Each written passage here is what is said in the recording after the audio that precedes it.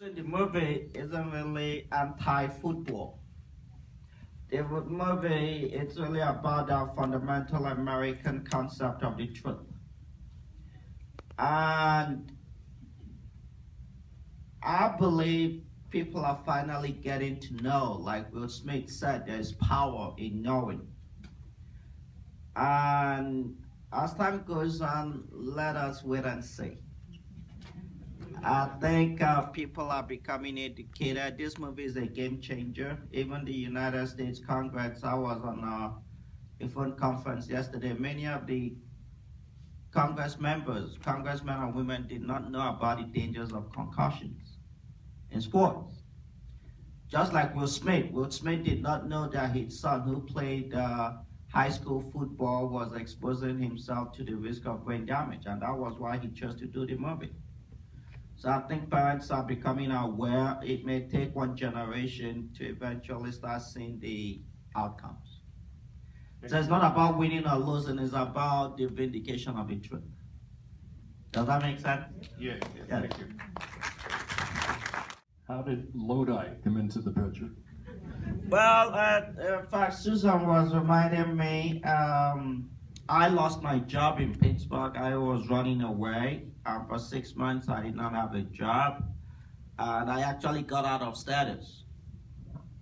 But I kept on believing that my God would not let me see shame. So I actually got 6 job offers, and one of them was San Joaquin Hospital.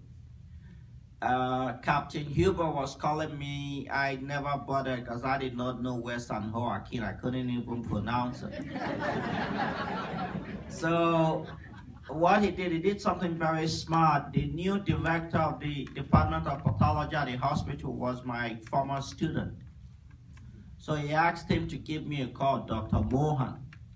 So Dr. Mohan called me one day and said, Bennet, somebody has been calling you, you're not returning his call. I said, is this some Captain Huber? Where is that? I thought it was Mexico or something. He said no, that it was in California, that he was the director at the hospital, that he would like me to come join him.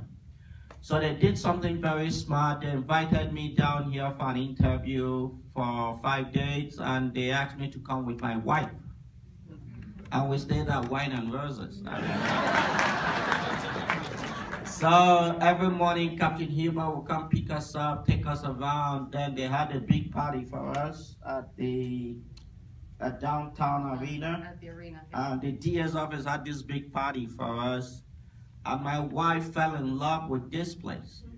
And we were driving back, I remember, to the San Francisco airport. She said to me, oh, Bennett, I like it here. I did not want to come, to be honest with you. So she said to me, okay, Bennett, these people, they're having problems. They need somebody like you to come, bring up the standard of practice that she would like to go. So I said, okay, so I'm here because of my wife. Doctor, in your opinion, is it possible to design a football helmet that will prevent concussions? Like Will Smith said in the movie, it's common sense. You don't need to be a physician to understand it. Your brain floats freely inside your skull. So there is no external equipment that can prevent it from bouncing around the skull. And the helmet industry knows that. The helmet industry will be the first to tell you that. But it was a corporate marketing gimmick. Again, to confuse people, to muddy the water, to mislead people. There's no helmet that will prevent subconcussions or concussions, and it's a scientific fact. My opinion, really, there's no cure once you suffer the permanent brain damage. The best cure is prevention. But moving forward, we should begin to look at pharmacological interventions, not equipment. There's no equipment that can prevent you from your brain, not really you, from suffering subconcussions and concussions. Helmets will prevent lacerations, contusions, abrasions of your face and scalp, fractures of your skull, and subdural hemorrhages. It wouldn't even prevent it totally, because still high school students die from subdural hemorrhages. So with or without a helmet, with or without symptoms, repeated blunt force trauma of the head in whatever activity has a risk of permanent brain damage. And that was why I wrote my op-ed in the New York Times. That it's high time we began thinking of doing what we've done in the past, protecting our children from harm. We've done it with smoking, we've done it with alcohol, we've done it even with sex. So why not exposure to intentional injury to the brain? We should wait till our kids turn 18. And some of the retired coaches are coming out to support that. So this is the national discourse we must boldly begin to address. I wouldn't let my son play. I mean, it's basic common sense. Barack Obama has said the same. And many retired prominent football players have said the same thing. So it hurts me when I see poorly informed mothers. And what you're noticing in the trend now, more educated parents are not letting their kids play. Black men make up 6% of the population, but black men make up 70% of football players. And most of them come from poor backgrounds.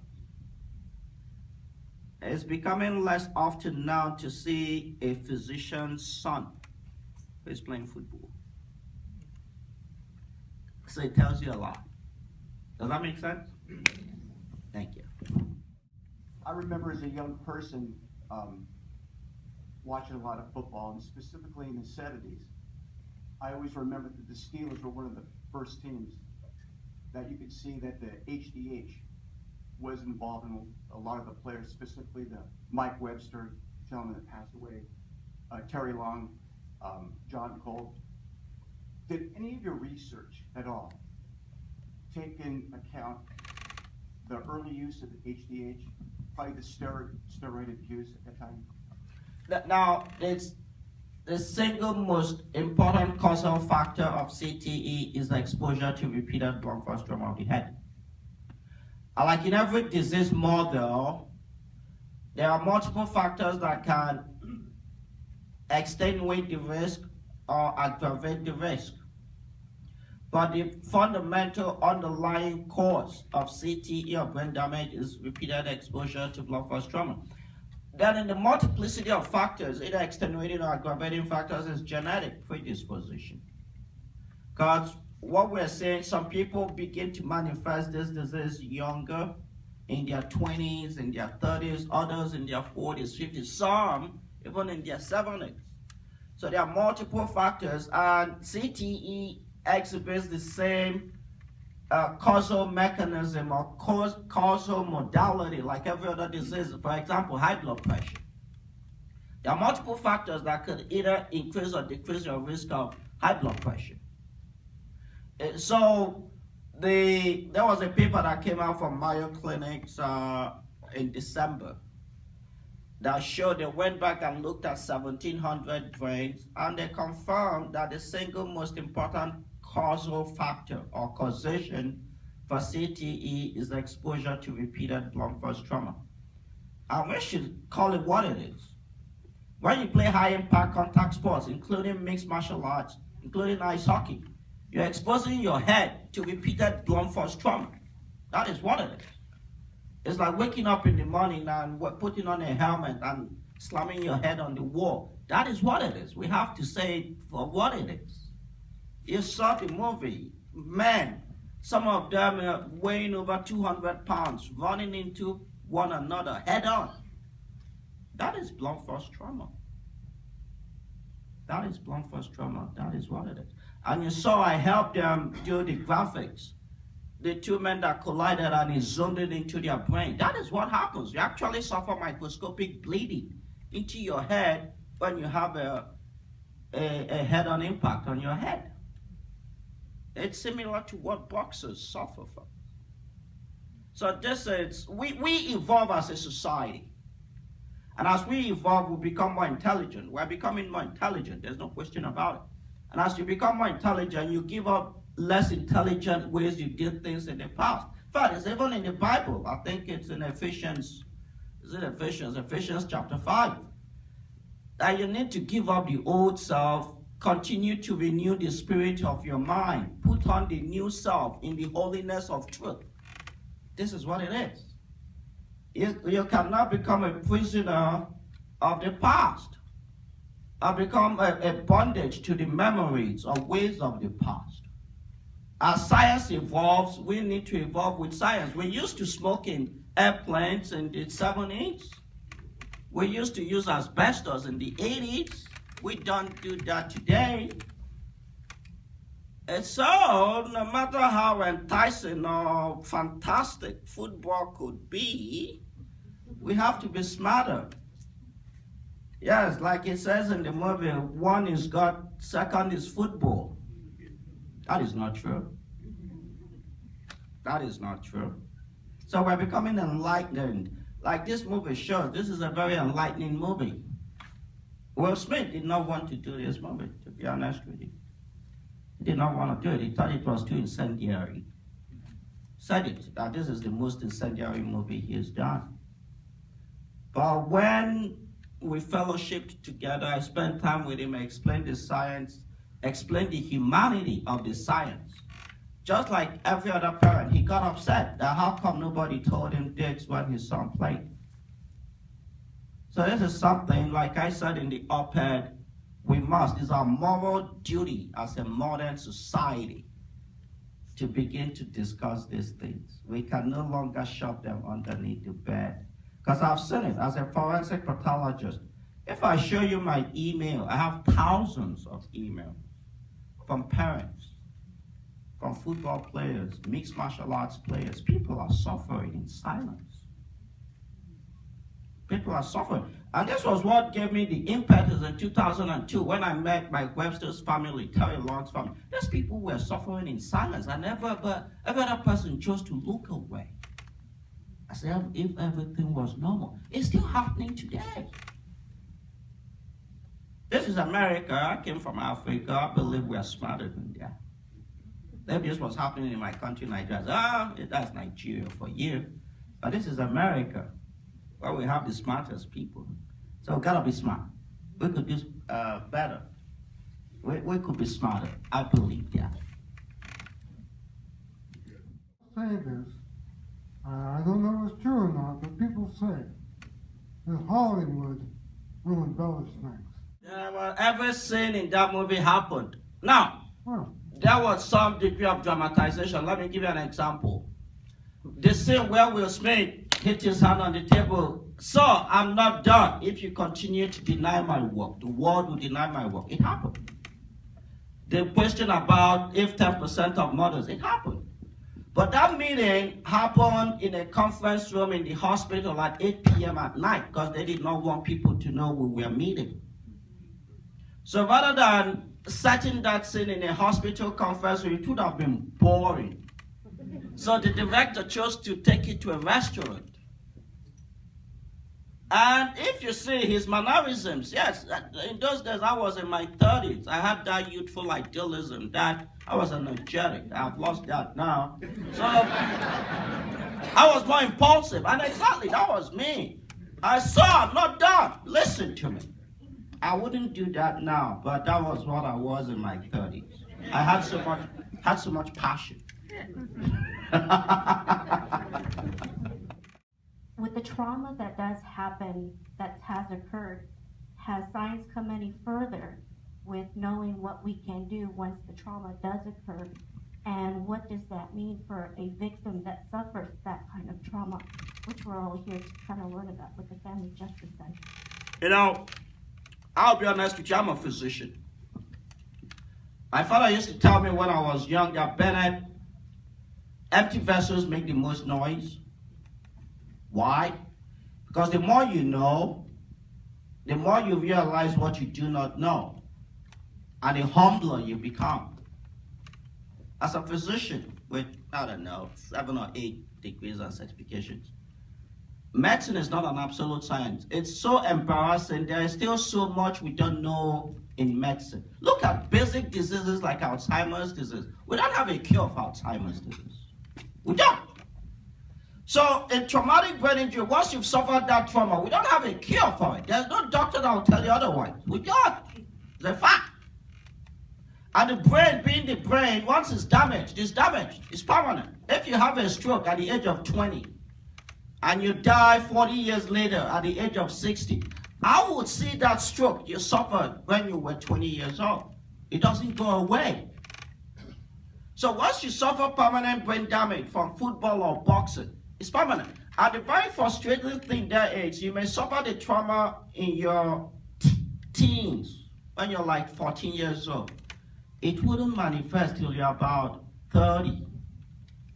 And it do not start manifesting in a very subtle but innocuous and progressive manner with a constellation of symptoms. And nobody will stop to make the link between your child becoming a chronic alcoholic and the trauma he suffered when he was 14 years old. So people need to know once the damage is done, it's permanent. And it could take about 40 years to manifest. So the best cure really is prevention. But don't get me wrong, this is America. You're free to do whatever you want to do as an adult. If you want to take a gun and shoot your head, good for you. I'll be the first to stand by your side to defend your right to do whatever you want to do. If you want to smoke 5 packets of cigarettes a day, that is your right, as long as we've educated you on the risk. But not for our children. If I give my child alcohol to drink in a restaurant, somebody may call the cops on me, and that could be indicted by the district attorney for child endangerment. That's a fact. But giving my child a glass of alcohol to drink and taking him to a field, putting on a helmet and asking him to start slamming his head into other children's heads, which is more dangerous. Of course, slamming his head on another child's head is more dangerous. Yet, we are not doing anything about it. So for adults, you're free to do whatever you want to do, but for our children, this is something we need to start talking about. This is not anti-sports. This is about the high-impact contact sports. The 4 typical examples: boxing, football, ice hockey, mixed martial arts. Does that make sense? Yeah. Doctor, are you, thank you, by the way. It was a very good movie. Are you pleased, or how do you feel about the concussion protocols that the NFL has put in? And is it just putting a bandage on an open wound, or is it really helping? I have an MBA from one of the top 15 business schools in the world, Carnegie Mellon University. Most of the classes I took was in business communications and marketing. The NFL putting up concussion protocols is a marketing gimmick to make you think or believe you're doing something. Putting a concussion protocol doesn't do nothing. It's null and void. What is the concussion protocol for? What is the objective? And the issue is not about concussions.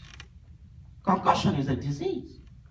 Concussion is not what causes CTE. What causes CTE is blunt force trauma of the head. So if you don't have a blunt force trauma protocol, you're not addressing the bottom line. Does that make sense? Yeah. Now let me tell you a good example why it's a marketing gimmick. Last year, the NFL came out with a statistic that they reduced the prevalence of concussions by 23%. That's fallacious. They want people to believe something is being done, but it is of no consequence. Doesn't help in any way whatsoever. Does that make sense? Yes. Once you've suffered a concussion, there's no protocol that will reverse it. There's no protocol that will reverse it. And the players themselves will tell you. In fact, there was an article I read 2 days ago, a book that was published by a player, active NFL player. He published it anonymously. And what I'm telling you is what he's saying. But like a talk I gave in Atlanta, the moment black kids will stop taking football as an escape route from poverty, the better for everybody. Football is not your escape route, education is. And guess what? Football steals that education from you because it takes away your intellect from you. 6% of the population are African-American men. But 70% of football players are African-American men. So what group bears the greatest brunt? African-American men. one day, if retired football players are having a conference somewhere, spend some money, go and observe them. And if you don't shed a tear, then come back, I'll give you $100. No, seriously.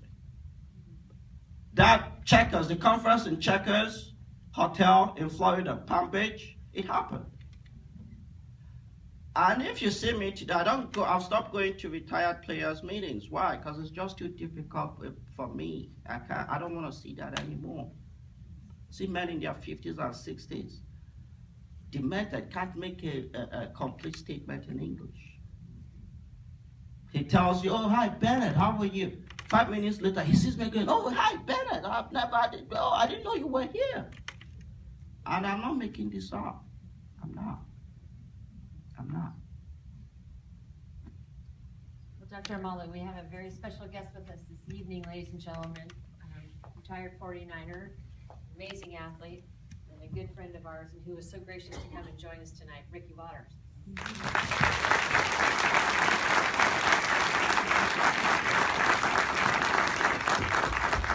Thank you. I was just listening and everything, and I don't really have a question because I know all about this craziness. So, firsthand. But I just want to thank you, Dr. Omalu, for being so courageous, for standing up for us, and for doing what you're doing, because the awareness is very important. It's very important that people understand what is really going on out there. And I might look like I can still play. People always come up to me, man, you look like you can still play. You look great. Well, I'm not the same. I'm not the same. And it takes somebody who cares about you to tell you, because you won't even know that you're not the same. I used to have a photographic memory. I went to Notre Dame. I was on honor roll and all those things, very sharp-witted. And because I still can speak and I still, look like things are going pretty well, people are like, oh, he's fine, everything's fine. No, everything's not fine. I have CTE, I know I do. And a lot of the players that I played with, they have it too. And I can see it in them when we talk to each other. And when you talked about players that are retired, and if they have kids, I have 2 boys. They do not play football. I do not want them to play football. I love the game. I love the game of football. So it's really hard for me to say that, because it has done a lot for me. And it does a lot for kids because of the way the game is set up, the way you have to come together and fight for each other, the way you learn how to deal with each other. A lot of different people from different walks of life come together and play football who would, under any other circumstances, probably not even talk to each other. So we learn how to become friends and appreciate each other and to really want to fight for each other. And there's something great in that. And I love that. So I love football at the same time. But everything that Dr. Omalu was saying is true. It is very dangerous. It is a dangerous sport, and the way it is played right now is still dangerous. And people still don't get it. Coaches still don't get it. There are moms out there that don't get it. I want them to understand how dangerous it is, because I've witnessed it. I've seen mothers tell their kids, get back out there, you're okay. And the kid had a separated shoulder, found out he had a separated shoulder, and his mom is the one that told him, get back out there and quit crying and play. You see, this is what we promote in America, and this is what we promote with football. It's about being gladiators. It's about not being afraid. It's about being tough. You can do anything and all that, but we're human beings at the end of the day who, like Dr. Omalu said, have a brain inside our head that is floating in fluid, and it will smash against your skull if you are thrashed in a certain way, let alone smashed against 350-pounders who are coming at you, and you have a coach that's telling you, you better stick up there, and you put your face in there, and you stop that guy from hitting the quarterback, who is 250 pounds, and I'm 220. So, but, you have to do it. And the worst is the little leagues. When they start them out, and they're so little, they're afraid of each other. They're afraid of touching each other, let alone hitting each other and running into each other and everything. And they take the bigger kids, who is most of the time the coaches who are coaching, they have their kids and their cousins and everything, and those are the ones that have the great positions and they're the quarterback and all that. And they take those guys and they beat up on little kids the smaller ones to make them look good and all that kind of stuff. I've seen this.